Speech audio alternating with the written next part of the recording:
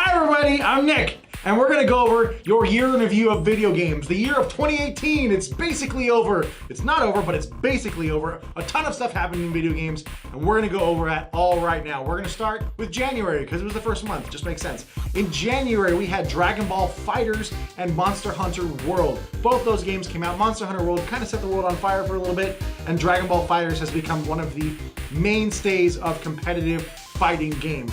Really cool game. Pick it up if you don't have it. We also had the inaugural Overwatch League. Really cool thing. You had multiple teams from across multiple countries, cities, all over the place. LA had 2 teams for some reason because that's just what we do. We got 2 teams all the time. Why? Because we got two names, Los Angeles. It just happened. But the London Spitfire won the inaugural season as they dominated from the beginning to the very end. It was pretty good. We're gonna move on to February where we had re-releases and indies. Just lots of stuff like Shadow of the Colossus and Secret of Mana, both amazing games that came out for the PlayStation and PlayStation 1. Or actually no, Secret of Mana came out for the Super Nintendo. What am I even talking about? We also had Owlboy and Darkest Dungeon, 2 really cool indie titles that if you haven't picked up, I totally recommend it. You can grab them on everything now. In March, we had Sea of Thieves. We were all pirates for a month. Arrgh! Until we were all people living in Montana lighting bears on fire in Far Cry 5. Also, arrgh! GDC happened, the Game Developers Conference. I don't know much about it because I'm not a game developer, but stuff happened. It was really cool. In May, we had some more re-releases and some more remasters because we like buying the same games twice. Sometimes more if it's Nintendo. We had Donkey Kong Country Tropical Freeze, which was a port from the Nintendo Wii U. Just give me everything. We had Hyrule Warriors Definitive Edition, which was also a port from the Wii U. We had the Mega Man Legacy Collection 1 and 2, which was just Mega Man's 1 through 10, basically. But split them into 2 games, because give me all your money. We also had a good PC game release called Pillars of Eternity 2, which was a great sequel to an even greater prequel. Good games.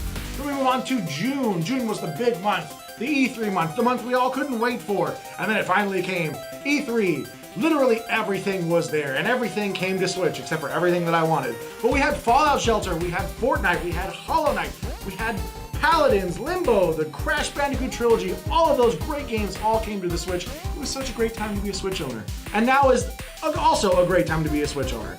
But also other new games that we got that we're talking about at E3 were Cyberpunk 2077, Anthem, Beyond Good and Evil 2, Assassin's Creed Odyssey, Gears of War 5, a new Halo, a new Elder Scrolls, yes! Starfield, what is that? Death Stranding, really, like what is that? We also got Last of Us 2, and basically everything that we could have wanted. Hey, there's a game I want, you got it, it's right there. Tons of things. Star Fox is in like a Lego type crazy game. Whatever, I don't know. And then in July, No Man's Sky finally came to Xbox, which was really cool. It's a really cool space exploration game. There's so many planets, I can't even count that high. You can't count that high. No one can, but computers can. That's for true.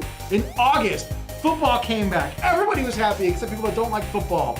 That's okay. Madden came and it was really cool. It's a really cool version of Madden. And then we also got Divinity Original Sin 2, which is a similar game to Pillars of Eternity 2. And it's kind of funny that both sequels came out in the same year, but they're also both really great games and I couldn't recommend them more for RPG fans. And we got the International 2018. Brian, do you know what that is? No idea. I do, but I just found that out like 5 minutes ago. The International 2018 is a Dota 2 tournament, and it had the largest prize pool in esports history. How much was it? I don't know, I didn't write that down, but it's there, and it was really big. I guarantee it was more than like 20 bucks for sure. In September, we had Dragon Quest XI. It was over in Japan for forever, and they were like, you know what, just put it on a boat and put it in America. It took so long because it was on a boat. So now we got Dragon Quest XI for the PS4, but not for the Switch. Put it on the Switch, please, and I'll buy it. I'll buy like 5 copies. Just kidding, I'll buy 1. We also had Spider-Man. Spider-Man came back. You like Spider-Man? I do. So do I. He came back, he swung, and he was just swinging all over the place all the time. I gotta admit, I was skeptical about that game, but it did really well. We're gonna get some more DLC for that game in the coming months and probably coming year, I would assume. The Telltale disaster happened. If you don't know what the Telltale disaster is, I'm gonna tell you what it is right now. The Telltale disaster was when the company Telltale Games decided, you know what, we're just gonna close all of our doors. You find a door, we're gonna close it. They shut it down and basically shut down production on the Walking Dead game that they were making, the Wolf Among Us, you had the Guardians game that they made, you had that Game of Thrones game that they made, they even made a Batman one. They just made tons of chapter-based story-driven games, which were all really great and beautiful games, and they were just like, no more. I don't want to do it anymore. And they just didn't do it anymore. But another company came in, and I totally didn't write that down who it was, but another company came in and decided to finish the Walking Dead Telltale games, so at least we're gonna get an end to that. And then we're gonna move on to October. And you know how January is a big month next year, Brian? I do. It is a huge month because everything from E3 is coming out then, and I guarantee you something's gonna get pushed back. What about February? February is pretty cool too. All of these games are coming out in those 2 months, but I guarantee you that most of them are gonna get pushed back because that's just what happens with games. But in October was 2018's January and February of 2019. You had Assassin's Creed Odyssey, you had Forza Horizon 4, you had Mega Man 11, which was really cool to get another new Mega Man and not just another Legacy collection. You also had Black Ops 4, Call of Duty came back, but it said no more campaign, but we're gonna give you a Battle Royale, which is pretty cool, I guess. You had Super Mario Party, which is a really great game. You had Soul Calibur 6, and another game that I forgot to mention throughout this entire thing, which is Red Dead 2. And I don't know how I didn't mention that because it's all everybody's talking about. Red Dead, Red Dead, Red Dead, Red Dead, Red Dead. What about Fallout 76? Fallout 76, that did not come out in October, Brian. It was supposed to, but it got pushed to this month, November. That's right. Fallout 76 came in November, and it came out, and then it ran around and went right back into the vault because it just tanked. And it is still tanking big time. Although I picked it up and I kind of like it actually. Also in November, we had Death. Death came to the Nintendo Switch in the form of Diablo 3, a great port of a great game to a great console. Three greats make great. I'm not Tony the Tiger, guys. But we also got Spyro. Spyro came back. Brian, that made you happy? Yeah, it did. Spyro's so cool. He came back and he just burned everything and it looked beautiful. It still does look beautiful because you can keep playing the game. They didn't take it away from anybody. We also got Pokemon. Pokemon Yellow basically came back where they brought Pokemon Let's Go Switch, or Pokemon Let's Go Pikachu and Pokemon Let's Go Eevee, where they take the best part of Pokemon Go and the best part of Pokemon, they just cram them both together because that's what everybody wants, right? It's pretty cool. I like it. I miss the No Safari Zone, but I'll take it. I dig it. We're gonna move on to December, the end of the year, the month that we're in right now. Katamari came back. What's Katamari, you ask? Well, why don't you already know? Katamari is this game where you play this little alien guy and you gotta like push around everything and create gigantic balls of stuff. It's really cool, and it's kind of weird how cool that game is. It just doesn't make any sense. This game shouldn't be fun, but it's a blast. I totally recommend it. We had PUBG finally coming to the PlayStation. It did it. It jumped from PC to Xbox to PlayStation just in the time when nobody wanted to play it. But that's okay, at least it came, right? We also had the PlayStation Classic, a classic console that we were all so excited to hear about. And it was like, yeah, you're gonna get Metal Gear Solid, you're gonna get Final Fantasy VII, and we were just like, yes, yes, yes.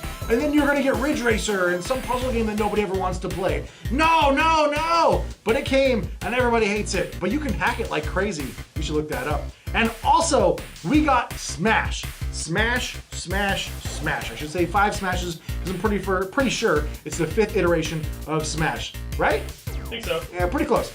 You got all the characters you could have ever want. Even, what's his face from Castlevania, he's in it now. You got King K. Rool, you got everybody. I wouldn't be surprised to see tons of other characters come in. I mean, it's gonna happen, this DLC. But Smash came, and it was really, really cool. Other games that came out this year that I couldn't recommend more are Moonlighter, Swords of Ditto, and there was another game, but I totally forgot it right now because I didn't write it down. I should have written it down, didn't I? You should have. I probably should have. Anyways, those are 2 great indie games, and I couldn't recommend them enough. Check them out. So we had the Game Awards, which was like last week, something like that, right, Brian? Yeah. Yeah, last week. So we're gonna cut that down into 4 quick categories. We got the PlayStation 4 Game of the Year. God of War, you could have guessed it, that's right, God of War. We have the Xbox Game of the Year. Sea of Thieves, in my opinion, I don't know, it was a fun game. It was cool to be a pirate and go around and, crash my boat into other people's boats. It was fun to just ruin people's days. Weren't many exclusives on the Xbox. No. It's a tough time to be an Xbox owner if you're looking for exclusives. And then on the Nintendo Switch, you had multiple titles released this year for the Switch. It was a great year for the Nintendo Switch. You had Smash, you had Pokemon Let's Go, you had Super Mario Party, you had other games that I'm probably forgetting that are also really good, but in my opinion, Super Mario Party was the best game and is the best game currently for the Switch if you're playing with multiple people. I love that game. But the game of the year, the game to end all games of the year of 2018 has got to be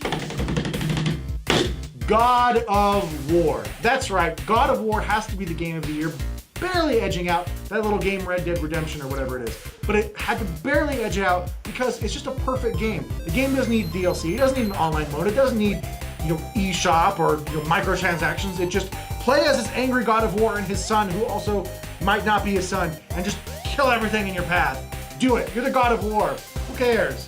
But that was the year 2018 in review of video games. If you liked this video, a like would be super appreciated. Comment down below. Let me know everything that I forgot and everything that I messed up on. I want to hear all of it. And be sure to subscribe to the channel for more things Adam Gaming and video games.